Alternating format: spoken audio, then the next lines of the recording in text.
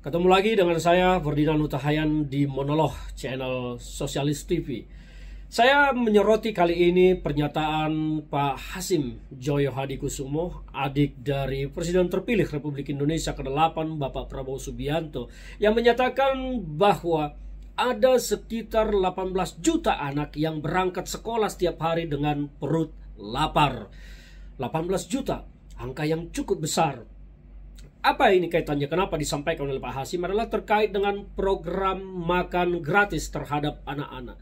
Program ini adalah sebuah program yang memang harus kita akui sebetulnya sangat bagus ya. Ini untuk menjaga asupan gizi yang cukup kepada anak-anak supaya bertumbuh kembang secara normal, secara baik. Program yang baik ini tidak mudah untuk melakukannya. Tidak mudah karena menjangkau seluruh wilayah Republik Indonesia di mana seluruh anak-anak ada. Bukan persoalan mudah.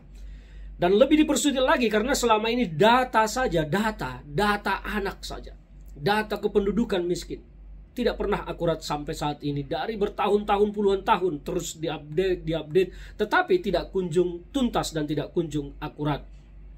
Ini soal membandingkan antara pernyataan Pak Hasim Joyo Hadikusumo dengan apa yang dilakukan oleh Pak Jokowi. Pak Hasim menyatakan ada 18 juta anak yang berangkat setiap pagi sekolah dalam keadaan lapar. Ini berarti kategori anak yang sekolah. Kalau yang anak nggak sekolah kan masih banyak juga tentunya. Dan itu tidak terhitung berarti di 18 juta tersebut. Karena mereka tidak berangkat sekolah. Apa yang mau saya tanggapi dari sini adalah 18 juta itu kalau kita menghitung dari data sementara yang ada, jumlah anak Indonesia, anak sekolah sekarang itu sekitar 82 juta orang, 82 juta jiwa. Jadi 18 juta jiwa itu besar sekali. Sangat besar. Lebih dari 20%. Dan apa klaim selama ini yang dilakukan oleh Jokowi adalah klaim kesuksesan, klaim keberhasilan. Kalau masih ada 18 juta anak berangkat sekolah dalam perut lapar, berarti Jokowi gagal total. Jadi inilah yang disampaikan oleh Hasim. Pak Hasim mau menegaskan bahwa Jokowi itu gagal. Tidak bisa mengurus anak-anak Indonesia. Anak-anak Indonesia masih berangkat sekolah dalam kondisi lapar. Tetapi konyolnya, apa yang dilakukan Jokowi? Dia bagi-bagi bansos ke daerah yang tidak kekurangan. Jokowi bagi-bagi bansos ke daerah, ke penduduk yang masih bisa makan, masih bisa bekerja, masih bisa bertani, dan diberikan bansos oleh Jokowi.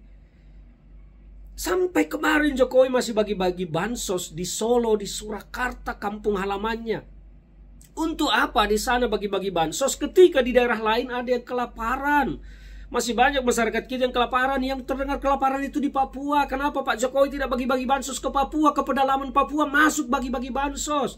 Kenapa di Surakarta, di Solo? Kenapa setiap ada pemilu begini, pilkada begini, Jokowi itu selalu sibuk bagi-bagi bansos?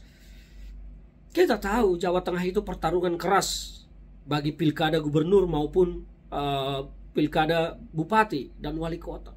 Salah satunya Solo mungkin adalah daerah yang ditunjuk oleh Jokowi harus dia menangkan. Dan mungkin juga di Jawa Tengah Jokowi berusaha untuk membantu calon yang dia dukung dan untuk mengalahkan calon PDIP. Dan mungkin juga sebentar lagi di Sumatera Utara Jokowi akan datang bagi-bagi bansos sebelum lengser. Karena di sana ada mantunya Bobi Nasution yang maju sebagai calon gubernur. Permasalahannya adalah mengapa Jokowi rajin bagi-bagi bansos di daerah yang tampak masih bisa hidup berkecukupan, tidak kelaparan. Dan ini anak-anak yang 18 juta kemana selama ini Jokowi? Kenapa tidak memberikan mereka bansos? Kenapa tidak memberikan mereka makanan? Inilah anomali yang terjadi. Di satu sisi bahwa pemerintahan Jokowi diklaim berhasil mengurus negara ini, tapi di sisi lain bermunculan data-data yang menunjukkan bahwa pemerintah ini sebetulnya fail, gagal sama sekali. Angka pengangguran terus meningkat.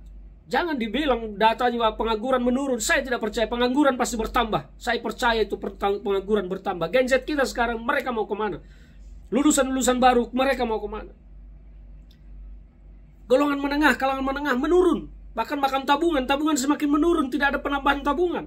Rakyat miskin semakin bertambah pasti kalau masyarakat kalangan menengah menurun. Deflasi terjadi. Jadi kesuksesan itu di mana sebetulnya yang dilakukan oleh Jokowi? Kalau ekonomi kita sukses tumbuh, tidak akan seperti ini. Jadi kalau Jokowi berkata Indonesia akan bisa menjadi superpower negara, ekonomi negara di dunia, bagaimana mungkin kalau semua fakta-faktanya rakyat kita makin susah? Dan kembali ke persoalan 18 juta anak yang tidak sarapan saat berangkat sekolah, dalam tanda kutip lapar.